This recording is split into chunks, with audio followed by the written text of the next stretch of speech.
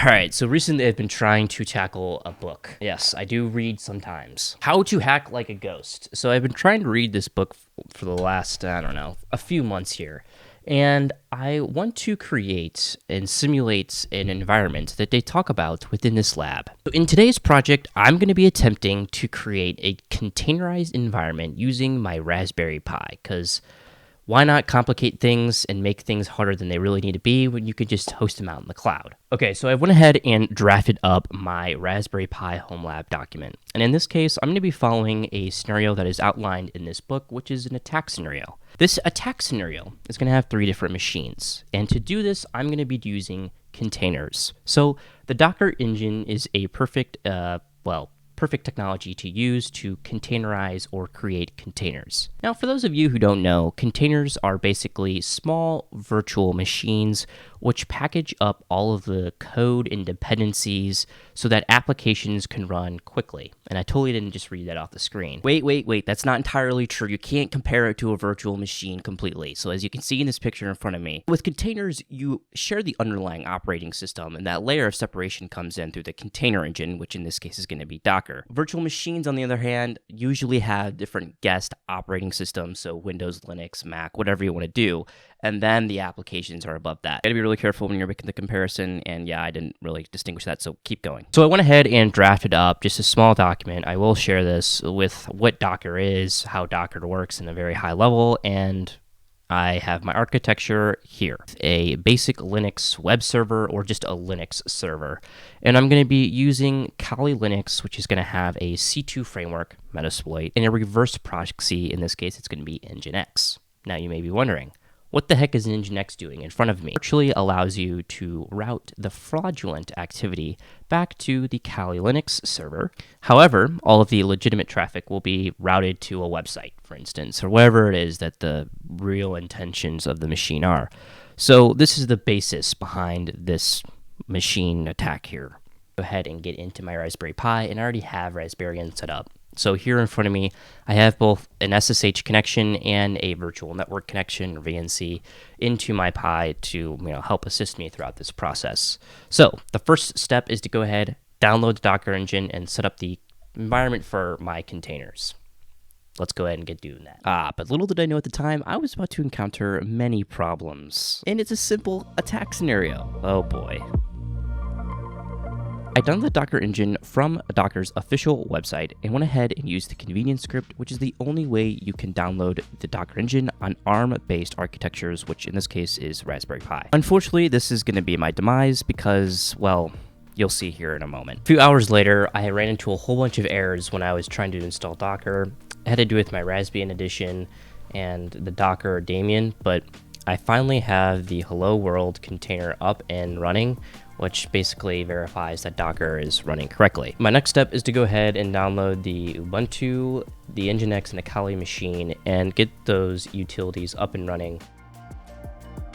I downloaded the official Docker images off of Docker Hub. You can use the docker pull command to get the preceding images. The 3 images with the baseline containers, I've done no configuration in any of them. And I had trouble installing the Kali Linux latest release, or the rolling release. So I went ahead and downloaded the official last release, and well, yes. So now if we run the docker run -it for interactive terminal, or interactive TTY session, and we go ahead and use, let's just say, Ubuntu, and get a shell into our Ubuntu machine and start downloading the base packages, which in this case is going to be basic IP utilities to establish a connection between 3 machines. Remember that VNC connection that I set up? Well, as you can see, it's not initiated here, and this is not on purpose. So what happened? Well, welcome to Linux, Grant Collins. This is where the living land of dependencies happens. Hacker mode initiated. All right, so here's the issue. You see this here. This is a terminal screen, and somehow it broke. So I had the UI, or the GUI, working, Raspbian, and I went ahead and updated for downloading the Docker engine. Now, the update was Raspbian Buster, which was already in an old release. And, well, as you can see, oof. I have a terminal screen, and I cannot seem to get to the UI. So instead of working on the containers, I am now working on just trying to get the Pi working again. The issue ended up being a library mismatch between FP Turbo, which is a video driver, and X11 Windows system, which is Linux's Windows system. And I couldn't figure out how to downgrade the FP Turbo package. To work on this issue, I enabled FP Dev instead of FP Turbo. All right, so I kind of did a workaround solution. I finally did get the Pi GUI up and running, but guess what? It's in FP Dev mode, which I don't even know what that really means, but I can get a web browser opened, so that's all I need to do for this project. The reason why I even needed a UI or GUI is because I wanted to serve up the index HTML page and just see how that looked. So after mitigating this issue, it was time to go back to my container environment and configure the Nginx server. Alright, so after some time, I finally got Nginx up and running. So here I have it running on a browser, and well, it's just the default page. So next step is to go ahead and configure this Nginx server to route to our custom web page called the deboo.page page. I wrote a basic Nginx configuration file which routed to a standard index.html, the harmless web page, and then one subsection with the /msf, which allows me to route my fraudulent requests back to the C2 server.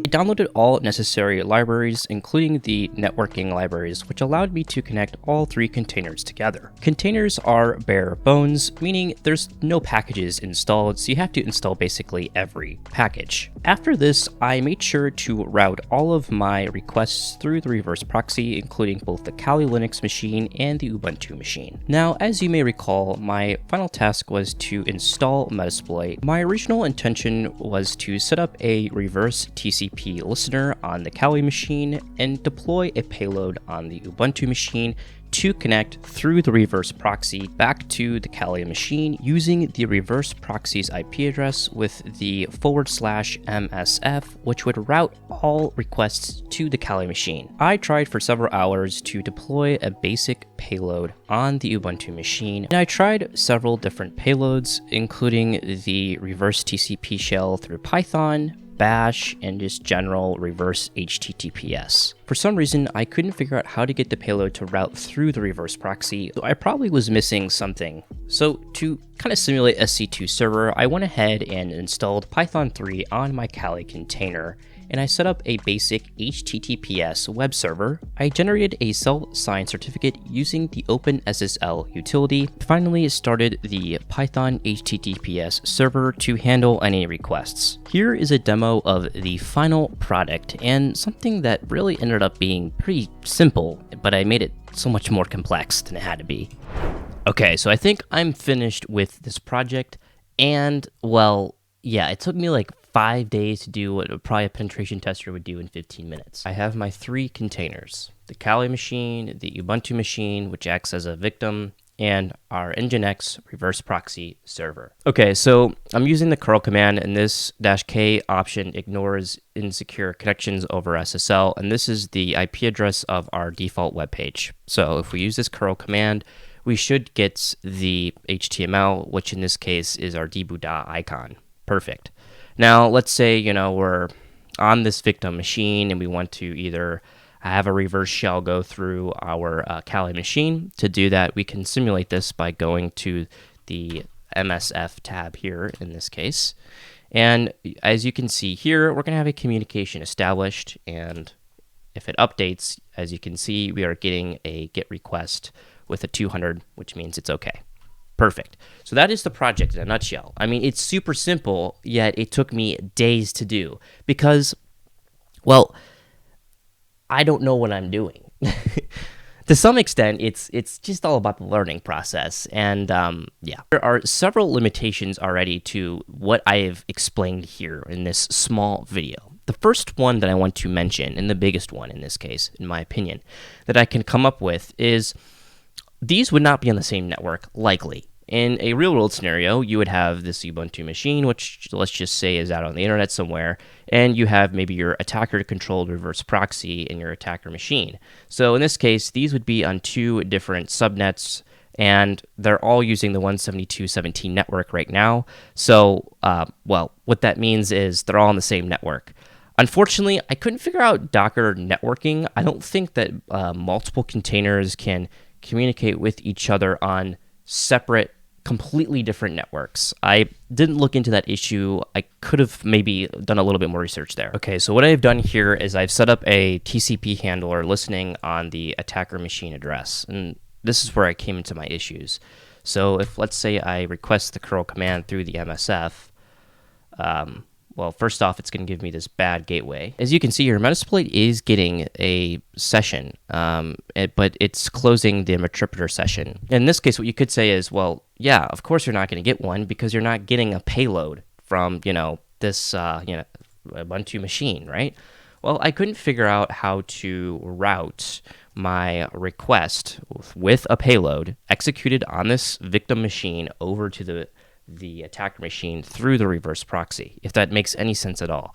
So this is something I need to iterate upon, but all right, so hopefully you've learned something new in today's video. This was trying to create a small home lab using a Raspberry Pi on top of Docker, using and simulating an offensive security scenario. Yeah, hopefully you've enjoyed today's video. In the process, I will probably be doing a video on how to create this entire project, and they're all the GitHub and all of my notes linked in the description below for you to replicate if you would like to.